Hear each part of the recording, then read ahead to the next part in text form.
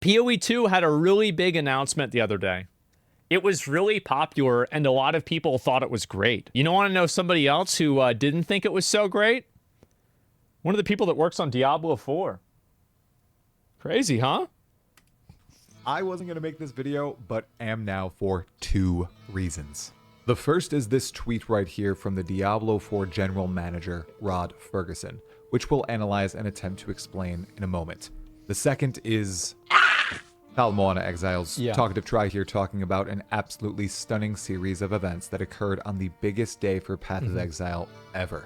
Yeah, I think it's probably the biggest thing. You're right about that. I needed to showcase this to everyone, and I need you to understand. This is not a video trashing Diablo 4, its players, or its developers. It is merely examining a pivotal piece and moment of ARPG history and immortalizing it here on YouTube. Yep. November 21st, 2024 shall go down in the annals of gaming legend, and it's not because D4 is bad, it's because the way Blizzard maneuvers their non-existent relationship with their closest competition, Grinding Gear Games and Path of Exile 2. So please, no need to spam D4 bad in the comments. Let's break everything down.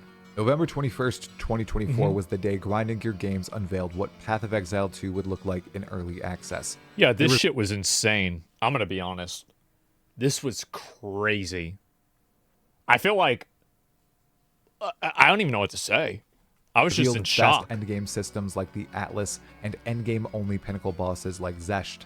They explored each of the 12 Ascendancy classes available upon early access launch. Available upon early access launch. Very important component there. Half of the classes, meaning half of the Ascendancies also, are not available. This is only half of the game. Which allows you to summon a demon dog and transform into Lilith. They also addressed something spicy in the most kind and articulate way possible. We'll revisit that in a bit. What's that? First, we need to note what else happened on November 21st at the exact same time as GGG Live, Diablo 4's mid-season rundown stream on its 7th season. Of note... How'd that stream do? How'd it do? Ooh.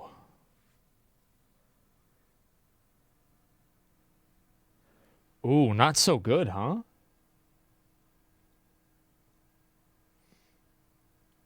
It's the worst one.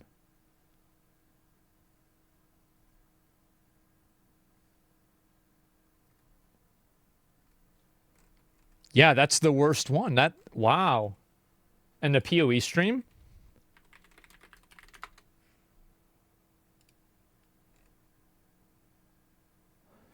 This is the best one. Huh.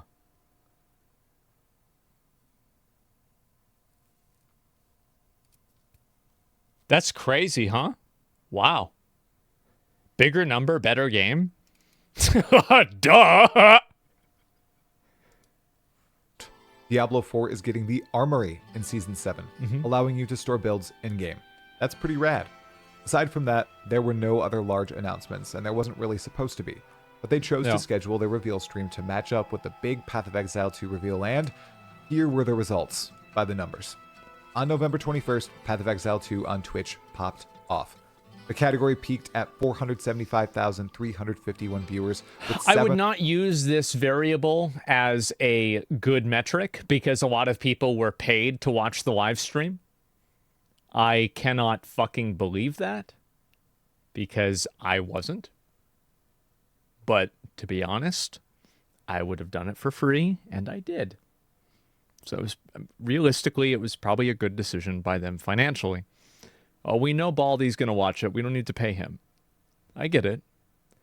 That being said, you weren't even streaming? Yeah, because I didn't know it was going to happen. And anyway, they're smart, yes, right? But I think that it's very fair to look at the actual live stream of the main event, right?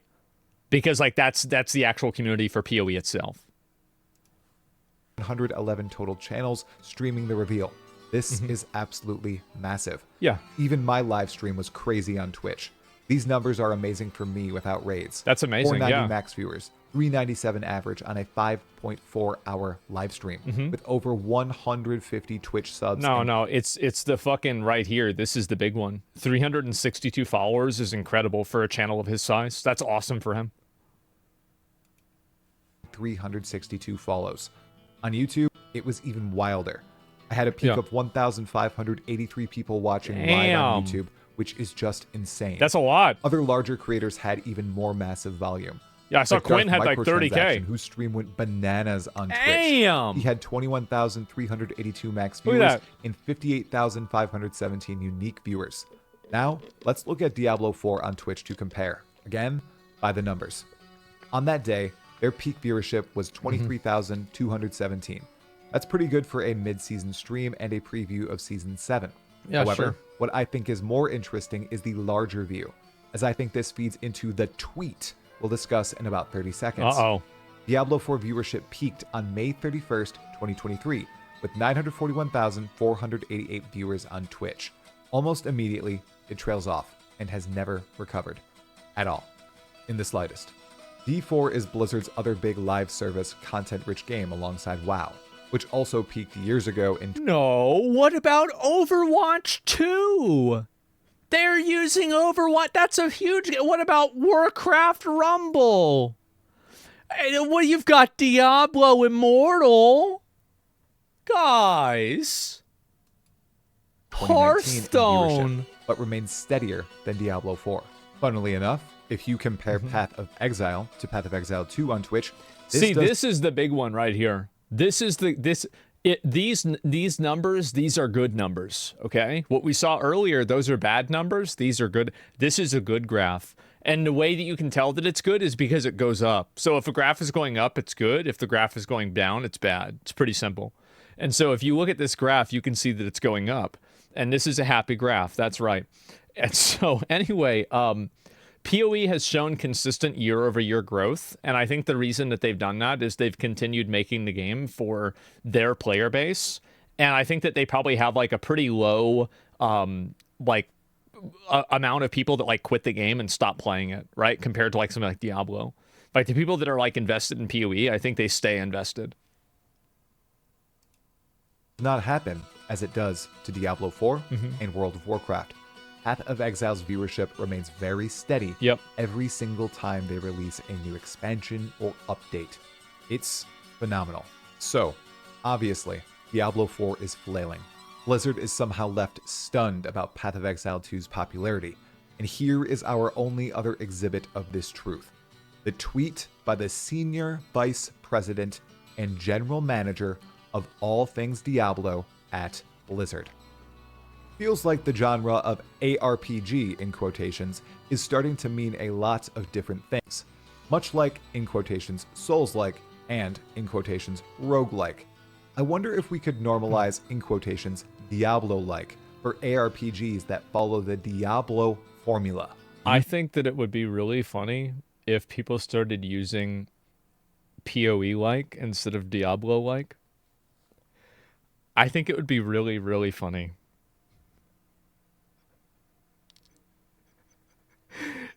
Yeah. Oh god, that would be fucking hilarious, wouldn't it? Make it happen. Yeah, I don't know. Exile-like? Oh, you know what? Exile-like sounds better. I don't... Yeah, PoE-like doesn't... Souls-like sounds good, right? Roguelite sounds good. Yeah, we gotta have like a better term. Diablo-like doesn't sound good either, you know? Path-like? No, that's too weird. Don't need to go check yourself. It's real. It's verified. I saw it. It's a certified fresh and hot take from the leader of Diablo and Diablo 4. Breathe that in. I'm not too sure how to honestly communicate how wild this is. My perception is that Rod either lives in a bubble or was aching for some fire to fly his way to get some engagement. You'd imagine after your biggest... I think Rod saying this stuff is so funny. I do. I think it's fucking hilarious. Clearly a bubble. Yeah, and 100% echo chamber bubble. No, I actually think that Diablo 4 is massively successful. And I've actually heard from people internally, I can't really share a lot of this because it was told to me in confidence, that Diablo 4 is actually quite popular on a number of websites. A lot of people really like Diablo 4, and I think it does a great job as being an entry into the ARPG genre. It does. No, I'm being serious. But, I mean, that doesn't mean that, like, it can't be better. I wish it had a complicated system like PoE as like a Souls-like game. It certainly wasn't a flop. Yeah, I think they've made Diablo a lot better. I also have to say, like, you know, I was thinking about this, like, watching the gameplay for PoE 2. And you know what it really reminded me a lot of? Is that it reminded me of, like, PoE 1 in, like, 2013. Where, like, everything was a lot slower before you had, like, a lot of the power creep. Like this. Like, yeah, like, this is, like, doing, like, a level 65 map or something like that back in the day. Petition showcases something incredible. Concepts made reality that WoW haters, lovers, and people not even interested in Path of Exile 2, that you take a step back and say, huh, I bet we could learn from that. Yeah, and I bet, here's really the truth. I bet internally, a lot of the guys that are working on Diablo 4 are like, oh, fuck, we need to do this in our... See, I told you they'd like it. Look at the chat. See, this is my idea. I said this would be good. Why didn't we do this? We could have done this at the at launch. Yeah, they're probably mad. It's the same thing as Power World with Nintendo. Nintendo's mad about this? Yeah, of course they're mad. But I guarantee you the guys that are working at Nintendo were probably playing Power World. Bro, I told you we should have had this. Why didn't you... Why can't we get the money to do this? Yeah, 7 levels of bureaucracy. I bet so. Yeah, because a lot of these guys, I bet they're PoE players. I bet they love PoE. They're probably going to play the PoE 2, the beta, when it comes out. I think that Blizzard is, if anything, I think it's just in a chokehold of bureaucracy. And I feel like so many companies are like that now. Instead, Rod decided to retreat into this tweet. Oh. He stuck his head in the sand like an ostrich and started to scream. Let me just read it one more time. Feels like the genre of ARPG is starting to mean a lot of different things. Much like Souls-like and roguelike, I wonder if we could normalize Diablo-like for ARPGs that follow the Diablo formula. The crazy thing is, the dude is right. The genre does mean many different things, and Diablo's biggest competitors are doing something incredible and bold. Yeah. But instead of giving them a kind bow or not saying anything, Rod went out and seriously pitched other games be implicitly named after the series he currently oversees, and if they stray too far, then they cannot be compared to his precious Diablo. This is hilarious, and what so many people have said for years in a way about Diablo 4. I feel like people look at what is an ARPG? Isometric game where you loot items and you can kill things. There it is. That, like, if you want to, like, what do people think, like, ARPGs are? That's basically what it is. It's a quick game, yeah. Exile. But now the dude in charge is saying it too in a thinly veiled manner, and it's the only thing he'll ever say about Path of Exile and grinding gear games. Essentially, he's trying to say Path of Exile 2 isn't a Diablo-like anymore, so it cannot be compared to Diablo 4. Wow, that's a pretty good advertisement. I think I might play it more than... like, oh, it's not like Diablo 4? Oh, wow. Say no more. People should stop trying to match up the two, which is just absolutely massive cope. What's even crazier is the term Diablo-like has been around forever, since the days of Diablo 1 and Diablo 2. And it's how grinding your games described their own game. They said it was a spiritual successor to Diablo 2, way back in 2010 and onward. They recognized the genius there. They captured it. It's very obvious that PoE, especially PoE 1, early PoE 1, was, a lot of it was like copy pasted from Diablo. We all know this. But the game is good. If they have an intellectual property dispute, that's their problem. I don't care about this. I just want to play the game. And if somebody else can copy pasta all your stuff and do it better than you, I'll play that. This is not my issue. It's not my fight. And they built on it, and now they've created a darn good sequel to their first game. putting all the care, love, and effort into it that they needed to. Yeah. Rod Ferguson is scared. He is threatened, so he's lashing out. I've dealt with this in creating content. Whatever happened to Joe Shelley? Whatever happened to Sleepy Joe? Is he still around? He's gone? Yeah, whatever happened to him? On YouTube and in my workplace, it's plain to see. Grinding Gear Games has made something tremendous with Path of Exile 2. It has Blizzard shivering, and the game isn't even out yet. You know what this reminds me of? All the game developers coming out and saying to not expect games in line with the quality of Baldur's Gate 3 after you guys can't expect us to make a good game. Meanwhile, Space Marine 2 is like such a narrow experience, but it's really good. We don't need Baldur's Gate 3. We just need what's in the game to be good. Tremendous success on release. 6 on IGN's PC Gamer was an anomaly, a standard other devs shouldn't be held to. That was a hilarious line of logic, and Rod seems to be going down the same path and sniffing the same copium. What's even juicier is that Grinding Gear Games acknowledged this issue in the ARPG genre, that the ARPG genre has problems with endgame content delivery and iterating on systems, and they decided to refocus their efforts on doing exactly that for their huge launch.